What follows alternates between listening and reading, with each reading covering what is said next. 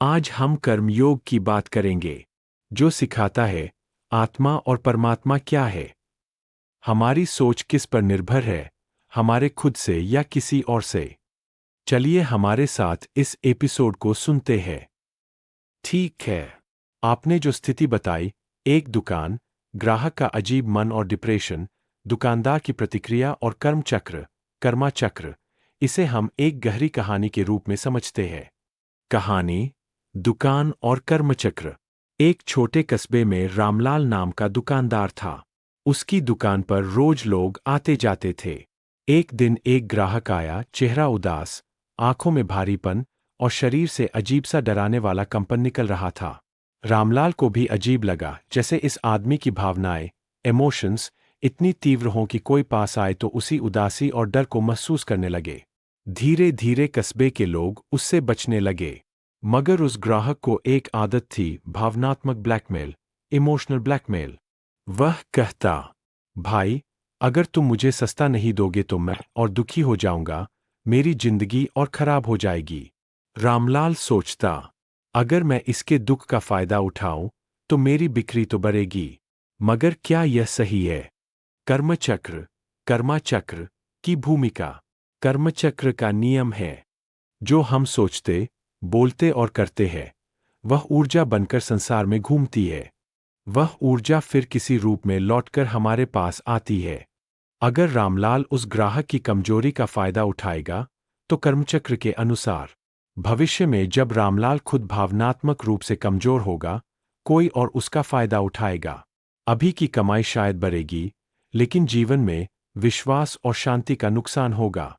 अगर रामलाल ईमानदारी से व्यवहार करेगा, ग्राहक को समझाएगा, भाई, दुख में तुम सही निर्णय नहीं ले रहे, यह सामान असली दाम पर ही मिलेगा, तो कर्मचक्र उसे भविष्य में ऐसे लोग भेजेगा जो उसके साथ सच्चाई और भरोसे से व्यवहार करेंगे। गहरी विश्लेषण, डीप एनालिसिस। ग्राहक का मन, उसका डिप्रेशन केवल उसका निजी बोझ नहीं है, बल्कि एक ऊर्जा तरंग है, जो सामने वाले पर भी असर डालती है। दुकानदार का चुनाव वही स्थिति, परीक्षा है। वहां उसका असली कर्म लिखा जा रहा है। सही और गलत। सही सहानुभूति के साथ मदद करना, लेकिन ब्लैकमेल में न फंसना। गलत ग्राहक की कमजोर भावनाओं का फायदा उठाकर उससे अधिक लाभ लेना। कर्मचक्र का परिणाम। जो भावनाएं हम दूसरों के भीतर जगाते हैं, वे हमारे पास कई गुना होकर लौटती है। इसलिए दुकानदार अगर ईमानदारी और करुणा चुनेगा, तो उसका जीवन भी करुणा और ईमानदारी से भरेगा। सारांश, ग्राहक का दुख दुकानदार की परीक्षा है। दुकानदार को चाहिए कि वह सच्चाई और करुणा से व्यवहार करे, न कि भावनात्मक दबाव में आकर गलत रास्ता चुने। कर्मचक्र हमेशा काम करता है। जो हम देते हैं, वही लौटता है। दुख का फायदा उठाओगे, भविष्य में तुम्हारा दुख कोई और इस्तेमाल करेगा।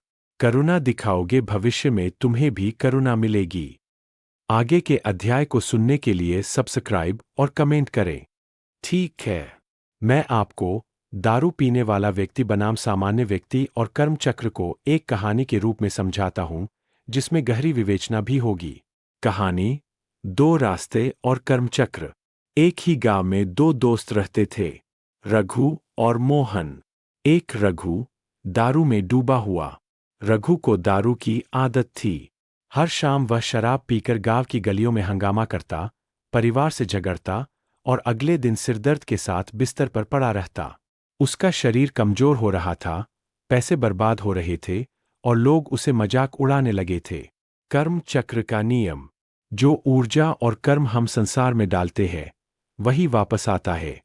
रघु ने अपने कर्म से नकारात्मक ऊर्जा पैदा की। परिवार का दुख उसे और अकेलापन देता।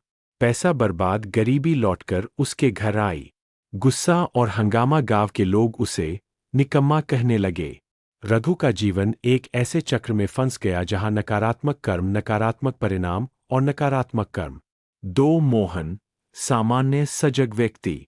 दूसरी ओर, मोहन ने दारू को कभी हाथ नहीं लगाया। वह सुबह जल्दी उठता, मेहनत करता, परिवार का ख्याल रखता। वह गांव के बच्चों को पढ़ाना शुरू किया।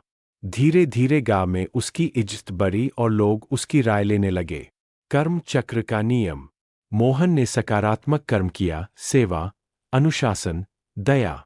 ये कर्म उसके जीवन में लौटे, लोग उसे सम्मान देने लगे, कामयाबी मिलने लगी, परिवार खुश रहने लगा। मोहन का जीवन एक ऐसे चक्र में चला जहां सकारात्मक कर्म, सकारात्मक परिणाम और सकारात्मक कर्म। गहरी विश्लेषण, डीप एनालिसिस। दारू व्यक्ति बनाम सामान्य व्यक्ति में अंतर।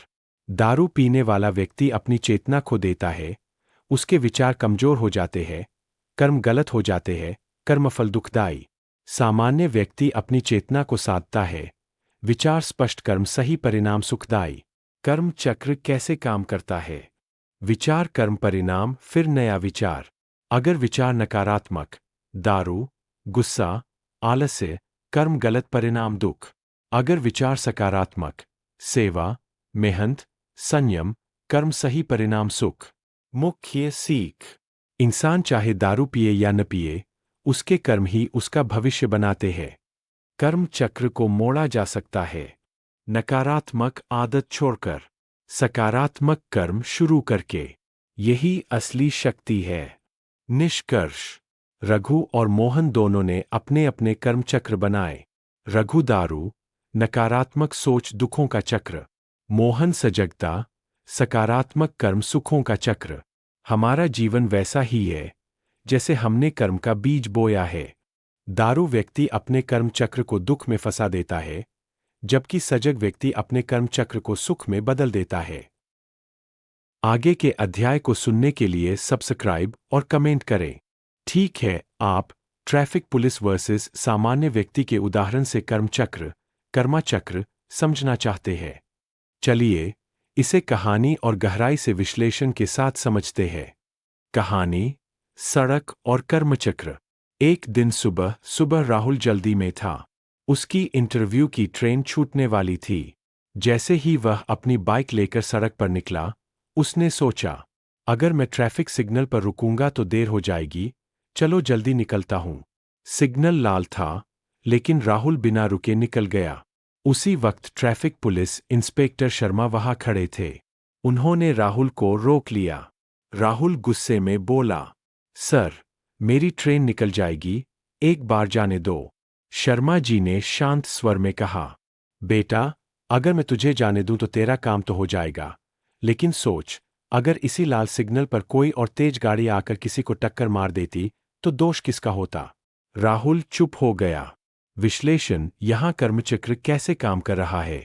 कर्म, एक्शन। राहुल ने नियम तोड़कर सिग्नल पार किया।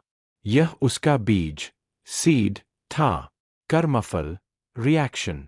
उसी समय पुलिस ने पकड़ लिया। यह उसका तात्कालिक फल था। कर्म चक्र, साइकिल। अगर पुलिस न होती और राहुल सही सलामत निकल जाता, तो भी यह कर्म ऊर्जा बनकर उसके चारों ओर घूमती रहती।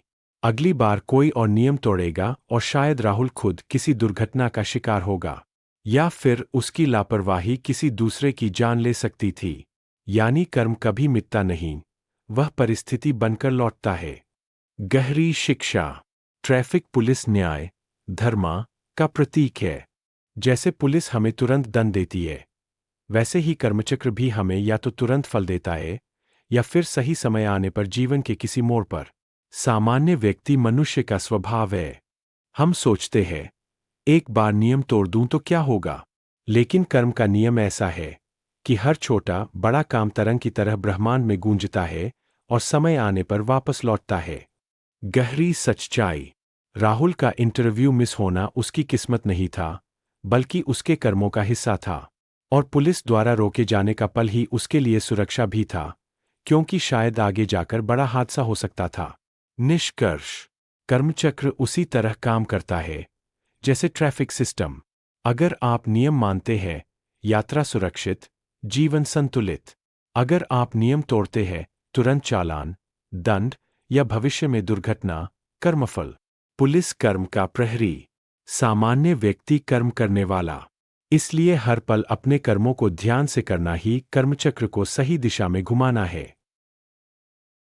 आगे के अध्याय को सुनने के लिए सब्सक्राइब और कमेंट करें। हमारे एपिसोड सुनने के लिए धन्यवाद। सब्सक्राइब करें और आगे के एपिसोड सुनते रहिए और और समझ यह स्टोरी के जरिए हम जीवन कैसे जीना चाहिए।